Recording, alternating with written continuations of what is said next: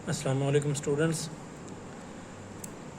जो आज का हमारा चैप्टर नंबर 1 एक्सरसाइज 1.2 का जो क्वेश्चन नंबर 1 और 2 है, इसमें जो हमारे टॉपिक्स हैं, identify the unit matrix, row matrix, column, ये null matrix, rectangular, square, identity, इनकी हमने पहचान करनी है। बेसिकली हमारे चैप्टर 1 में ये बेसिक चीज़ें हमारे, एक तो 9th क्लास जो है हमारे मैथ के हवाले से या किसी भी सब्जेक्ट से बेसिक है, और इसमें मैथ के हवाले से ये हमारे जो मैट्रिक्स हैं ये बेसिक चीज़ें हैं। अगर आपको ये समझ आ गई तो नेक्स्ट आपको इंशाल्लाह कोई टेंशन नहीं होगी इस हवाले से, क्योंकि आपको ऑर्डर की समझ आनी चाहिए और इक्वल नॉन इक्वल वो सारा ऑर्डर पे डिपेंड करता है।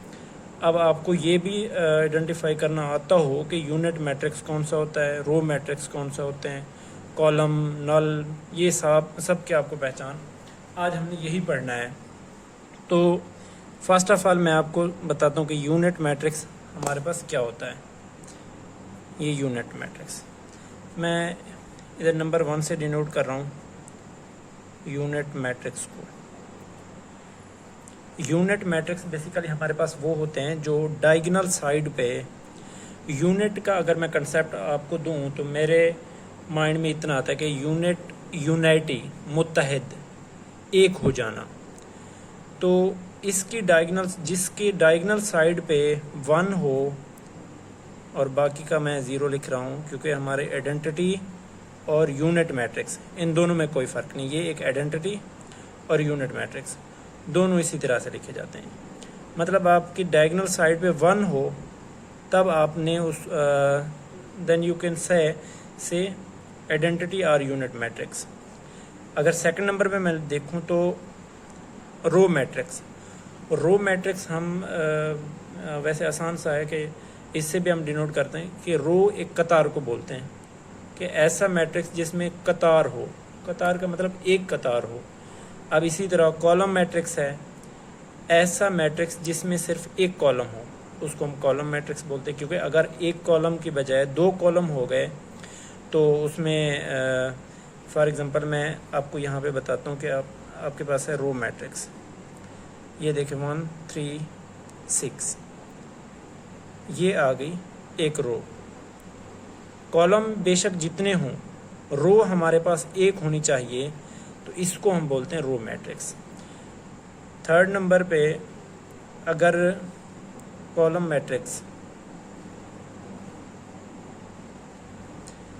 कॉलम को मैं देखूं, इसमें हमारे पास रो ज़्यादा होंगी लेकिन कॉलम हमारे पास जस्ट एक ही होगा। ये देखें, ये हमारे पास, ये है मेरे पास कॉलम मैट्रिक्स, ये है रो मैट्रिक्स। एंड नल हम अपने अल्फाज से भी साबित हो सकते हैं कि नल जिसमें कुछ भी ना हो, जहाँ कुछ भी ना हो वहाँ पे 0 होता है, क्योंकि 0 कुछ भी नहीं होता, किसी भी वैल्यू पे कोई इफेक्ट नहीं पड़ सकता, क्योंकि 0 प्लस माइनस नहीं होता। इसलिए मैं ना नल मैट्रिक्स को सिर्फ ब्रैकेट से भी हम डिनोट कर सकते हैं। ये ब्रैकेट, ये भी नल है, और अगर इसके अंदर कुछ लिखना है तो 0 0 लिख सकते हो। ठीक है जी। इसी तरह से 0 0 ये भी नल मैट्रिक्स है, 0 0 ये भी नल मैट्रिक्स है। इसी तरह से, या फिर आप खाली ब्रैकेट लिख दो, या उसमें अगर कोई एलिमेंट लिखने हैं तो आप 0 0 लिख दो, उसको आप नल मैट्रिक्स बोलते हैं। फोर्थ एंड फिफ्थ नंबर पे हमारे पास रेक्टेंगुलर मैट्रिक्स। रेक्टेंगुलर मैट्रिक्स मुस्ततील, मतलब जिसमें, अच्छा, स्क्वायर और रेक्टेंगुलर को मैं एक साथ लेके चलूँ, अगर स्क्वायर मैट्रिक्स हमारे पास वो मैट्रिक्स होते हैं जिसमें रोज़ और कॉलम्स की तादाद इक्वल हो, वो हमारे पास स्क्वायर कहलाते हैं। मैं यहाँ पे स्क्वायर लिख रहा हूँ। इसमें 1 3 6 9 ये मेरे पास स्क्वायर है। देखिए ना, एक मुरब्बा शक्ल का है। इसमें रोज़ और कॉलम्स की तादाद इक्वल है। ये है ऑर्डर 2/2 का। अगर मैं इसी तरह 3/3 का ले लूँ,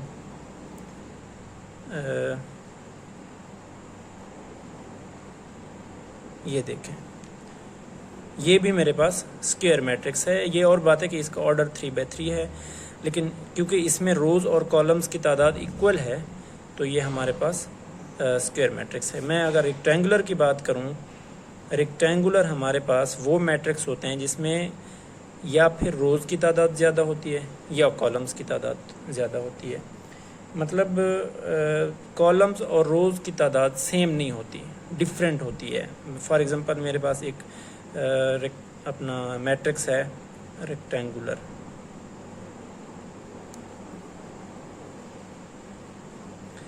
वन 6 7 2 3 5। ये देखें, अब ये है ऑर्डर 2/3 का। इट मीन इसमें 2 रोज़ हैं और 3 कॉलम्स हैं। ये हमारे पास रेक्टेंगुलर बन रहा है क्योंकि रोज़ और कॉलम्स की तादाद डिफरेंट है, सेम नहीं है। रोज़ और कॉलम्स की सेम तादाद को स्क्वायर मैट्रिक्स बोलते हैं और डिफरेंट को रेक्टेंगुलर बोलते हैं। अब इसमें कॉलम ज़्यादा हो सकते हैं तादाद में, रोज़ भी ज़्यादा हो सकती हैं, आप अपनी मर्ज़ी से कुछ भी लिख सकते हो। कॉलम मैट्रिक्स, मैं दोबारा से रिवाइज कर रहा हूँ, कॉलम मैट्रिक्स ऐसे मैट्रिक्स होते हैं जिसमें सिर्फ एक कॉलम हो। नल मैट्रिक्स ऐसा मैट्रिक्स होता है जिसमें कुछ भी ना हो, मतलब हम सिंपल सादा सिर्फ ब्रैकेट से भी डिनोट कर सकते हैं, या अगर उसमें कुछ लिखना है तो वो 0 0 से भी लिख सकते हैं। तो रो मैट्रिक्स ऐसे मैट्रिक्स होते हैं जो जिसमें सिर्फ एक रो हो, उसको रो मैट्रिक्स बोलते हैं। यूनिट मैट्रिक्स और आइडेंटिटी मैट्रिक्स, आइडेंटिटी मैट्रिक्स और यूनिट में इसकी डायगोनल साइड, ये डायगोनल साइड है, डायगोनल साइड पे 1 हो और बाकी ये जो 0 होता है, इसको हम अपना आइडेंटिटी और यूनिट मैट्रिक्स बोलते हैं। जी तो स्टूडेंट्स, क्वेश्चन नंबर 3 है हमारे पास। ये भी बिल्कुल same as question number 2, question number 1 और 2 की तरह है। इसमें भी हमने आइडेंटिफाई करना है scalar, diagonal and unit matrix. ये जो क्वेश्चन मैंने क्वेश्चन नंबर 1 2 3 ये जो भी मैंने बताए हैं, इसमें आपको कंसेप्ट बहुत अच्छे तरीके से, आप पीछे से अगर डेफिनेशंस पढ़ लें तो उसमें भी आप अपना कंसेप्ट क्लियर कर सकते हैं। लेकिन ये एक जो 9th क्लास स्टार्ट से मैंने पढ़ाना शुरू किया है, तो मैंने सोचा कोई भी क्वेश्चन स्किप नहीं होना चाहिए। बाद में होता है कि स्टूडेंट्स को किसी एक क्वेश्चन में इशू बन जाता है, वो पूरा चैनल या पूरी सारी वीडियोस उसको पसंद आ रही होती हैं, वो देख रहा होता है, एक मुसलसल देख रहा होता है, लेकिन उसके लिए कुछ थोड़ी बहुत कमियां रह जाती हैं। तो मैंने सोचा कि स्किप कोई चीज़ ना करूं, बाकी जिसको जो चीज़ ज़रूरत होगी, जिसको जो समझना होगा, वो डायरेक्ट वही चीज़ समझ लेगा। चलें जी, क्वेश्चन नंबर 3 की तरफ अगर मैं आऊँ तो स्केलर मैट्रिक्स क्या होता है, डायगोनल मैट्रिक्स क्या होता है, यूनिट मैट्रिक्स। ये स्केलर और डायगोनल, सबसे पहले मैं इसकी बात कर लूँ। अगर मैं बात करूँ तो डायगोनल की, डायगोनल ऐसा मैट्रिक्स होता है जिसकी डायगोनल साइड पे कोई एक नॉन ज़ीरो एलिमेंट होना ज़रूरी है। फॉर एग्जांपल 3 0 0 0, ये देखें, ये है डायगोनल साइड। इस पे डायगोनल साइड पे कोई एक नंबर नॉन ज़ीरो होना ज़रूरी है, या फिर एक से ज़्यादा भी हो सकते हैं। फॉर एग्जांपल मैं 6 0 0 9 लिख देता हूँ, ये हमारे पास डायगोनल है। तो स्केलर मैट्रिक्स ऐसा मैट्रिक्स होता है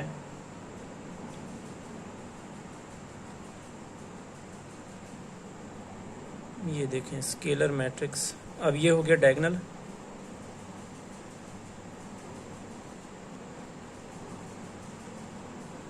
स्केलर मैट्रिक्स ऐसा मैट्रिक्स होगा जिसकी डायगोनल साइड पे सेम नंबर होना चाहिए। फॉर एग्जांपल 4 0 0 4, ये मेरे पास स्केलर मैट्रिक्स है। दूसरा अगर मैं ले लूँ, आपके इस सिलेबस में क्वेश्चन नंबर मेरे ख्याल में कोई पार्ट है इसका ई है, पता नहीं कि सी है, उसका अगर देखा जाए तो 5 - 3 0 0 1 + 1। अब जब हमने मैट्रिक्स कंप्लीट करना है, मतलब मैट्रिक्स बनाना है, तो 5 - 3 प्लस का 2 बनता है, इधर भी 1 + 1 प्लस का 2 बनता है। इसकी डायगोनल साइड पे सेम नंबर है, सेम नंबर। दूसरा ये भी है यूनिट, मैं इसको एक रिलेट करके आपको साथ बता रहा हूँ यूनिट मैट्रिक्स का। यहाँ पे 1 0 0 1। अब ये है यूनिट मैट्रिक्स या आइडेंटिटी मैट्रिक्स भी इसको बोलते हैं। क्योंकि इसकी डायगोनल साइड पे सेम नंबर है, लेकिन इसकी सेम डायगोनल साइड पे सेम नंबर तो है लेकिन नंबर 1 है। इस अगर इस तरह का कोई मैट्रिक्स है, इसको बोलते हैं यूनिट मैट्रिक्स और आइडेंटिटी मैट्रिक्स। और अगर डायगोनल साइड पे 1 के अलावा कोई भी सेम नंबर हो तो उसको बोलते हैं स्केलर। जैसे मैंने ये एग्जांपल के तौर पे बताया, डायगोनल साइड पे ऊपर 4 है, यहाँ पे भी 4 है, बाकी सारा 0 है, यहाँ पे भी 2 बनता है, इधर भी 2 बनता है, ये भी स्केलर मैट्रिक्स बनता है। अब डायगोनल मैट्रिक्स ऐसा मैट्रिक्स होता है जिसकी डायगोनल साइड पे कोई एक नंबर नॉन ज़ीरो होना लाजमी है। चलें जी, क्वेश्चन नंबर 4 की हम बात करें तो ये भी बिल्कुल ईजी सा है। हमने मैट्रिक्स का नेगेटिव फाइंड करना है, नेगेटिव मैट्रिक्स। अब अगर हमारे पास कोई भी मैट्रिक्स गिवन हो, वो चाहे डायगोनल हो, स्केलर हो, यूनिट हो, रेक्टेंगुलर हो, स्क्वायर मैट्रिक्स हो, कोई भी मैट्रिक्स हो, मैं एग्जांपल के तौर पे यहाँ पे A is equal to A matrix का नाम मैं स्क्वायर मैट्रिक्स ले रहा हूँ, 2 - 3 6 - 5, ये मैंने अपनी मर्ज़ी से ले लिया। आप कोई भी मैट्रिक्स अपनी तरफ से बना सकते हैं। मैंने बोला कि कोई भी उसकी किस्म हो सकती है, स्केलर मैट्रिक्स हो सकता है, unit matrix, diagonal, rectangular, row matrix, column matrix, जो आपका दिल करे। करना क्या है, आपको नेगेटिव बनाने के लिए सिर्फ नेगेटिव साइन से मल्टीप्लाई कर देना है। ये देखें, ये अब मेरे पास मैट्रिक्स था, ए मैट्रिक्स था, उसके जो एलिमेंट हैं 2 - 3 6 - 5। अब इसको मैंने नेगेटिव बनाना है तो मैंने नेगेटिव से मल्टीप्लाई कर देना है। यहाँ पे बाहर करो, अब मैंने इधर भी मल्टीप्लाई कर दिया।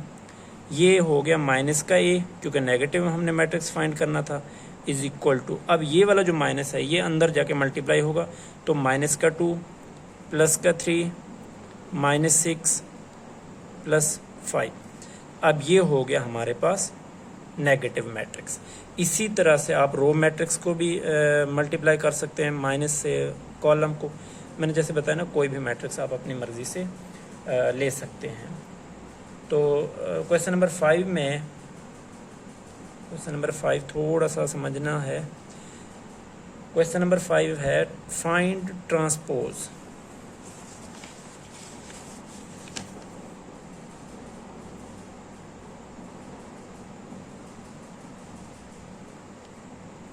ट्रांसपोज हमने फाइंड करना है। ट्रांसपोज का सिंपल मैं आपको कंसेप्ट ये दूं कि आपके पास जो रोज़ हैं उनको कॉलम्स में तब्दील कर दो, और जो कॉलम्स हैं उनको रोज़ में तब्दील कर दें। ये आपके पास ट्रांसपोज होगा।